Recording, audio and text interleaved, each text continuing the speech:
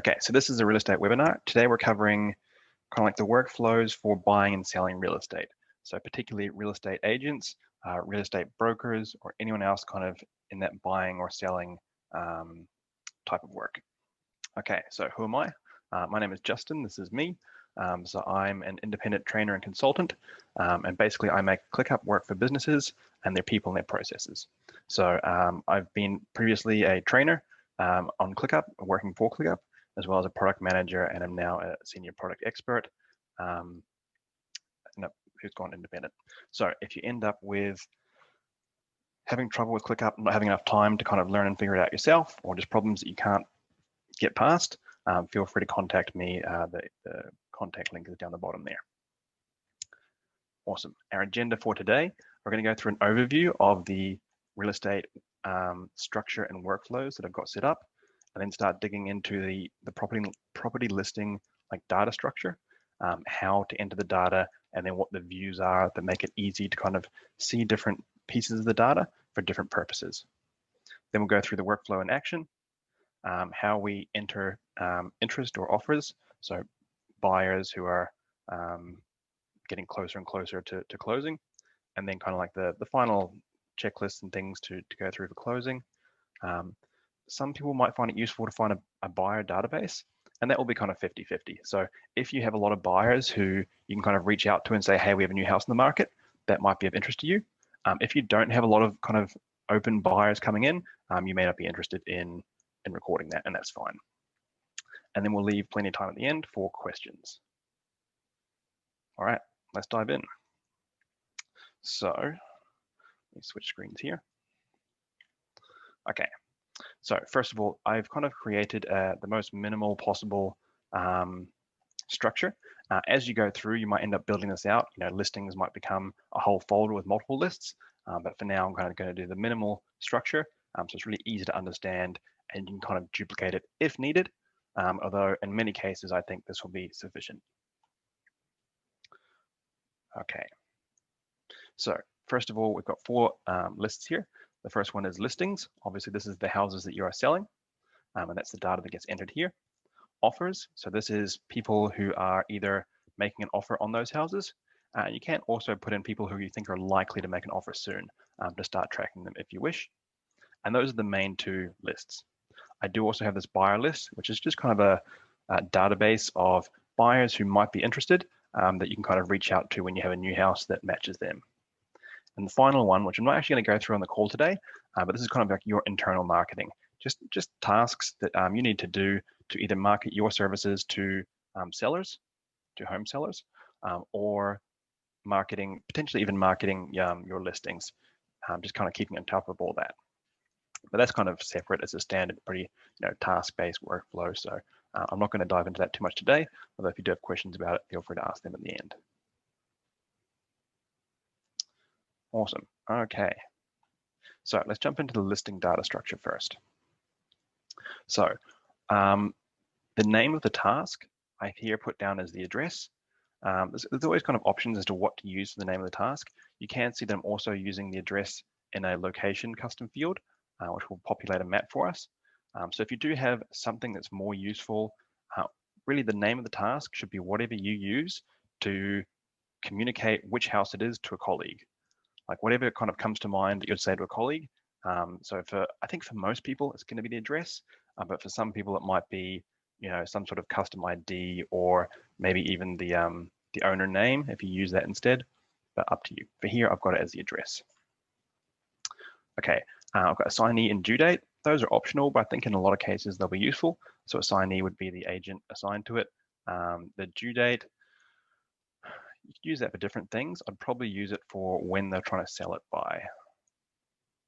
Or you could use it for like the next action, but those are your two options, whichever way kind of works best for you. Okay, then we've got the asking price. It's just good information to have. And then the house details. So over here, we've got a whole bunch of fields. So things like how many bedrooms, bathrooms, car parks, what type of parking it is. You may have a whole lot more of these. I'm just going to put in some examples. But the details that you need to understand what this house is, particularly when advertising it or talking to someone about it on the phone, for example. Then we've also got the seller details. Now, I don't actually have them visible in this view, but we can add them as columns. So we've got the owner's name, email, and phone number. And special is just kind of like other notes. And that's probably to do with the house details. Yeah. So, and then over here, we've got owner name, phone number, email, things that are just useful to have regarding that house. I'm going to hide them there because I've got a separate view to look at those. Cool. So the other custom fields I have here is obviously a location custom field. I've got a contract files field. So each task, if you open it up, you've got a whole bunch of stuff here, and here are all those same custom fields. You can attach files down here, but sometimes it's useful to kind of separate one type of file out, in this case, the contract, for easy access. So I've done that. Optional, you might have different file type that you want to get easy access to, or you might be happy to just have them all as general attachments. Then I've got a labels custom field for where I'm advertising this particular property. So this particular one is on our website. We've distributed it to various real estate websites across the internet, and it's also on our shop window. And maybe this one here, they paid for premium advertising, so maybe I'm doing something extra or different. Cool. And the last one is this up-to-date progress field. I'll talk about that later. It has a specific function that helps us check that all the necessary checklists are being complete. Awesome. Okay. Yes. The next thing is we also have some subtasks here. Currently, I'm using subtasks for open homes. So for this particular property, I am having 3 open homes on these dates. The reason I'm using subtasks for it is that subtasks can have their own due dates, so it's easy to schedule those out. And then what I've got here is a calendar called Open Homes, this one. And this is a calendar of all my open homes. So you can see I've got 2 here. What I'll probably actually do is turn on the names of the parent tasks and save that. So now we can see the open home and also which house it's for. So as you kind of get more and more properties, this will fill up and you'll be able to see your timings. If you want, you can also add to that due date a certain time. So it might be this one is, 10 a.m., for example. And if you wanted to, you can add a start and due date so that you have the start time and end time of the open home. I try and keep the data entry as minimal as possible. So if you always know that the open homes are half an hour, then just one time might be sufficient. Cool. Okay, and then last thing is we have checklists. So you can see these ones have various checklists. This one has 8 out of 16 items done. This one's 0 out of 8 and 0 out of 5. And the reason for that is I've got multiple checklists. So you can see them below the custom fields. And I've added checklists for the different stages it's at. So there's an initial checklist for onboarding. So this is when a property seller comes to us and says, hey, I want you to sell our house. We say, great, we create the task. And then straight away, we have this onboarding checklist. And I've just put in example things here. You'll have a more specific process, but these are just things that you need to do in order for them to get them from a new client to having their house ready to list. So we'll go through and mark these off. Then once we're ready to list, we have a checklist to actually list them, and we're deciding where we're going to advertise it, making those listings, getting them all up and running, and we'll check that off. And we won't add these checklists until we're ready to start with them. So this closing one, it won't exist until we're ready to close. And then when we do get to closing, I'll go through that later. We'll tick that off. Basically the same process. So you can see this one here. This is a newer one. So I've only got the onboarding list so far. Whereas this one here, I've got, it's probably already finished going through the onboarding list. And so I've already added the advertising checklist. Now, how you add them is up to you. It could be that when you kind of move it to the correct stage, so this one I'll be onboarded, you can manually add the checklist. So there's the add checklist button down here. I'll use template to see my templates and choose which one it is. So for example, here I'll choose closing and then create that template. Or if you prefer not to do that, you can also do it automatically. So for example, you could set up an automation that when you move a task to a certain status or whatever trigger you want, it will create that checklist for you. So that can be nice. I might jump back to that at the end. That's a bit more advanced. For now, we'll just keep going through the general structure. Cool. So I think that's more or less the idea behind the data that's being entered for each listing. So I'll go through some of the views. So first of all, I've got this general view, and it's just showing kind of like all the most common data. I think I'm not showing the contact details, but that's about it. Everything else, it's kind of like if I want to see something about a house, I can quickly go here, find the right house, and I'm going to be able to see pretty much all the data. Okay, next view I have is house details, and this is narrowing it down to just those house details custom fields. Now this is being surprisingly slow to load. Hopefully my internet's not giving out. There we go. Okay, so we've got the houses and then just the location, bedrooms, bathrooms, parking, car park, asking price, and any other notes. So we noted that this one has a large backyard or anything you want in there. Third view is to see outstanding tasks. So what this is checking that those checklists haven't been forgotten about or ignored. Cool. So, and this is where this up-to-date custom field comes in. So this is an auto progress custom field, this one here. And if we go into the settings here, you can see that I've set it up to only look at checklists and assign comments. It ignores subtasks because I don't actually care if the open homes are complete or not. That's a kind of a separate system. So this is showing 50% because half of the checklist items have been complete. So basically we want these to be at 100% as much of the time as possible. Anytime that we move it to a new stage and add a new checklist, we then want those checklist items to be complete. So what this view is doing is it is showing us the tasks and it is ordering them by which ones are the most up to date.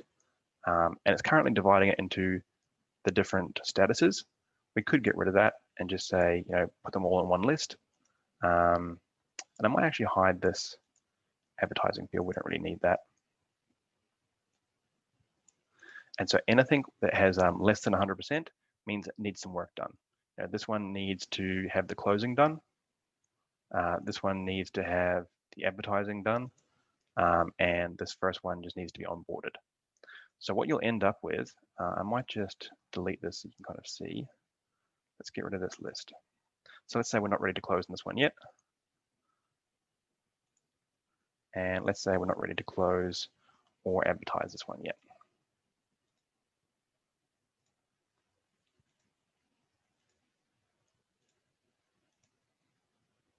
Okay, just going to double check that I did delete that. No. Yep, there we go. Okay, so typically what you have is a whole list of tasks and most of them will have 100% and you can ignore them. So you just need to focus on the couple that have less than 100% and see, okay, well, what needs to be done in this one? And, is it approaching the due date that should be done? If you're using due dates for that, or in general, it just gives you an idea of things that are outstanding. Okay, so that's the third view. The next one is similar to house details. It's just contact details. So it's the same tasks, but we're displaying different columns. So here we're just displaying the information you'll need to get in contact with the owner. So great to jump to this and easily get to that. And of course, what I'll do with all of these views is I'll come in here to the 3 dots and add these to favorites. So I'll say, owner contact. Then they will appear up the top here, and I'll be able to quickly jump to them with just one click. Now, I do have my favorites pinned there, which I dramatically prefer. You can unpin them and have them just as a list up here. I don't like that. I like to have them pinned. And you can see I've got all my favorites here. This is where I do the majority of my navigation in ClickUp. I only use this actual kind of navigation panel if it's something that's not common for me to navigate to. Most of the things, you can see all my to-do tasks and projects and such are up here. Okay, next view is, so the open home calendar. So we looked at that before. So calendar view, it's got our open homes on it. We can see any unscheduled open homes over in this taskbar, or we can hide this if we want. And you can kind of change, how you're viewing this. There's a whole bunch of settings the calendar in here. You can even show, custom fields on there if you, for some reason, care about it. I don't think there's anything here that I'm too worried about. You can chuck the asking price on there if you wanted. I don't know why you would, but whatever you wish. That's about it for the open home. It's pretty straightforward. Let's just give that a second to load. My internet might be a little bit spotty today. Okay, and then the last view, last view is locations. So I'll show you that as well. Cool. So locations here, and this is just going to pull that locations custom field and display it on a map. So now I kind of put these like very generic street names. So I've got some fairly random locations around the US and actually Canada as well that are pulling those particular street names. But here you can see it. Now, probably in most cases, you're going to be zoomed into one particular area and see all of your houses in that area, which can be quite nice. Okay, so let's try a run through of setting up a new property kind of from the beginning. So someone with a property to sell comes to us. They want to list their house. So what we'll do is we'll go to our listings list, new task here, and we'll type in the address. So let's just pick one out. Let's go 567 Peach Street. And now you can add extra details straight away here. I personally just prefer to go save, and then you've got kind of like an existing item to edit. So we'll assign this to, let's say I'm the agent here. We'll say they want to sell it by the end of January, and they're asking for, say, 350,000. And we'll advertise this one on our website. We'll distribute it across the net, and maybe that's all for now. If we have a contract, we'll upload it there. We'll chuck in that address again so that it links through to the map view. Let's just pick out a random one that sounds similar. There we go. Let's say this is it's a 4-bedroom house, 2 bathrooms, there's parking and a garage, and enough car parks for 2 cars. Special, maybe they have 2-story. So it's 2-story. Or 2 floors for anyone who doesn't use the word story. All right, cool. So that's our new house. If we open it up, let's see if we missed anything. Oh yes, so we didn't have our contact details visible there. So we need to put in the owner's name. Let's say it's Ted Tangerine, and a phone number, and an email. Cool. Okay, and then that's all good to go. Now what we need to do is use our onboarding checklist. Okay, so we've got our new onboarding tasks, and we can start working through those. Cool. As we kind of keep going over time, we'll keep working through those. So we'll finish up all of our onboarding tasks, and then once those are done, we'll mark it as onboarded. Then we'll add our next template, which is marketing, or perhaps I called it something else. I may have called it advertising. There we go. Cool, and we'll mark those off. So we'll get the listing up in all the places it needs to be, and we'll also call it listed. Cool. Now we'll kind of head into the offer process of, talking to people, seeing interested buyers, and processing those that interest or getting offers from them before we kind of go into close or negotiation.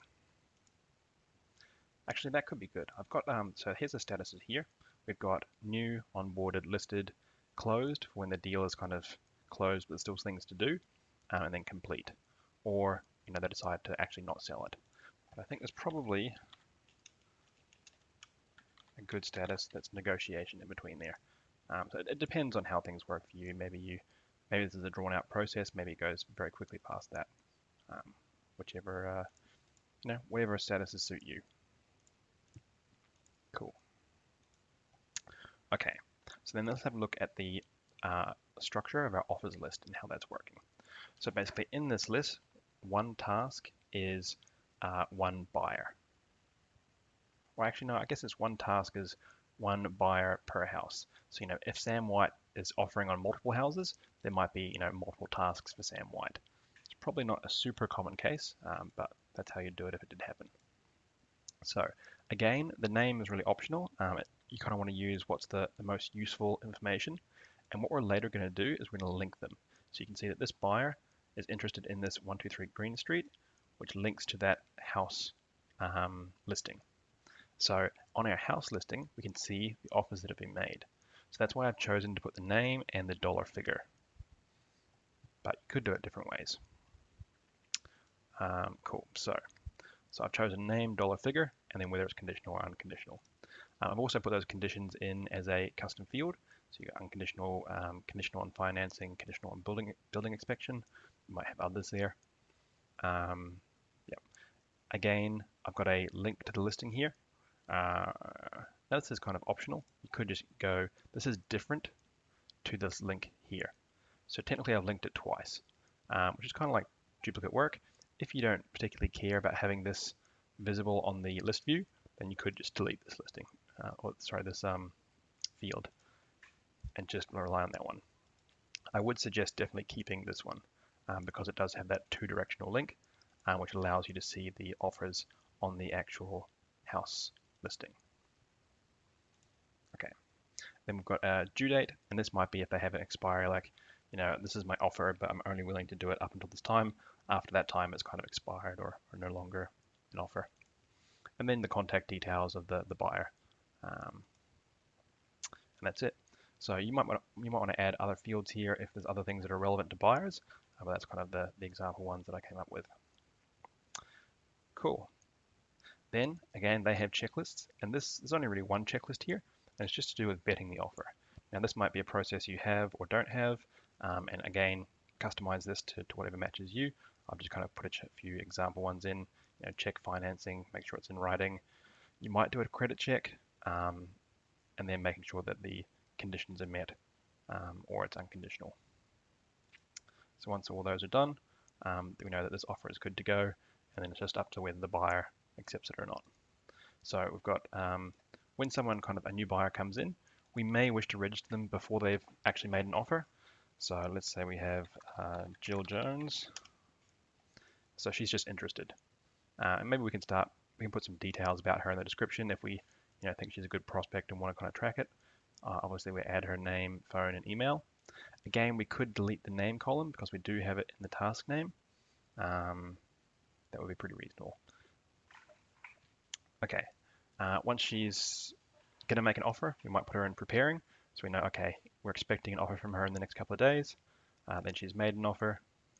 And then once we have completed that checklist, we'll say it's a vetted offer. So, these are the ones that we actually want to close on. And then if the buyer accepts them, we can go accepted. And then once all the paperwork's done, complete.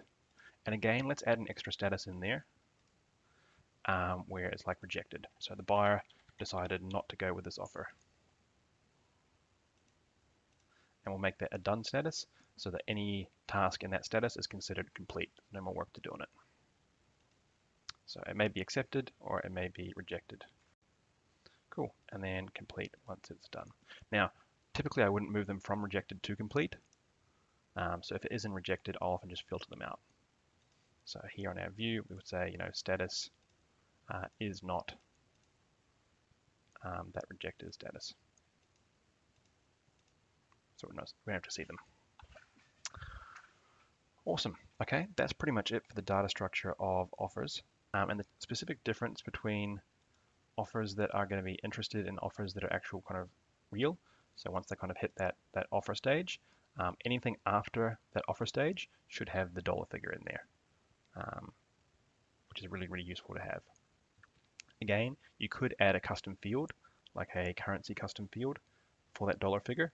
It's just a question of, what data is worth entering twice, trying to keep it as low as possible. Having a dollar figure in there may be good for reporting. If you want to report on, the amount closed by individual salespeople or agents, having the number in a custom field will allow you to total it. Whereas here, it's just in a text field, which is the task name, so this can't be reported on. So that one might be worth entering twice. Whereas I think the name I would probably actually remove because we have it there. And then once we have, once they've kind of gotten to the offer stage, we want to make sure that we are relating this to the listing that they're making the offer on. So we can go to the three dots in the middle of the task here and go dependencies. And this purple link to, these ones are to do with, which order things happen in. We don't care about them right now. We'll go to this purple link to one. And we'll go link to, and then the house that they're going to make an offer on. So maybe it's the 567 Peach Street. And that's it. And now we can, now, since they've made an offer, we do need an offer amount. So maybe they've offered 300,000 and it's conditional. Cool. So now if we go to that 567 Peach Street, we can see that offer there. Now, once we've had our offer made, and then we'll probably, we'll finish vetting it, and then the buyer has said that they have accepted it. So then on our listings, we'll say that this 567 Peach Street has now, it was in negotiation, I guess, and it's now closed. Okay, and now we have our closing checklist that we'll add, same as the other checklists. So here we'll go deal closing, it's that second one there actually. And then we'll walk through all of our steps to complete the close. And again, your steps will differ slightly, just enter whatever is relevant for you. Then once it's all done, fees have been received, you've handed the keys over, paperwork's all done, we can mark that as complete. And by default, it'll disappear from list views. We can show complete ones, but by default, they'll be out of the way. And same thing with the offer, that can be marked as complete as well. And that's pretty much it. Deal done. Okay, and let's have a look at this buyer list. So this is a little bit of a different thing. This is basically a database of buyers who may be interested, so that when we have a new house, we can offer it to them and maybe see if we can get a quick sale. So if you have a type of business where that's common and you do have a lot of buyers kind of sitting around, this will be useful. If you don't, then I probably wouldn't use it. It's only good if you actually intend to contact buyers when a new house comes on the market. So it's very simple. I've just added their name. We've got a due date if they're kind of looking to buy by a certain time, what their budget is, how many people they're expecting to fit in the house. So that kind of gives you an idea of rooms. They might prefer 5 bedrooms over 4 or something like that. The number of bedrooms they're looking for, bathrooms, any other features they want, and you can just keep adding new options here. Maybe they really want, what else could you have? Like a media room. They really want a media room. So we'll create that. Yeah. And then how many car parks they need and any other special notes. So again, home office, you could add that here. I might actually just add that as an extra feature instead. So we can go home office, create, and you can give that a color if you go into it. Let's say blue. Oh no, we've already got blue. Green. And that's really it. Now I've got a second view here for the contact details of these particular people. And so in that one would show, their name, email. I've already got their name as the task. So their email and their phone. That's pretty much it really. And we'll hide these due date and assignee. So just so you have a quick way of getting into contact with them. And you can export this as well. May be useful sometimes. So what you could do is you could chuck on a bunch of filters. You say, okay, I only want to see people who are looking for, just people who are looking for 5 bedrooms. Let's say 3 instead. And I also only want to see people who are looking for, 2 bathrooms or, whatever you want to filter it down. So if you have a very long list, you might end up with just a short list, and then you can just see their emails there, and then you can export that into CSV or Excel. And then you can quickly kind of grab those emails, send out a bulk email to them. Might be very helpful. Awesome, and that is it for the buyer list. It's pretty straightforward. Okay, and that's it for today.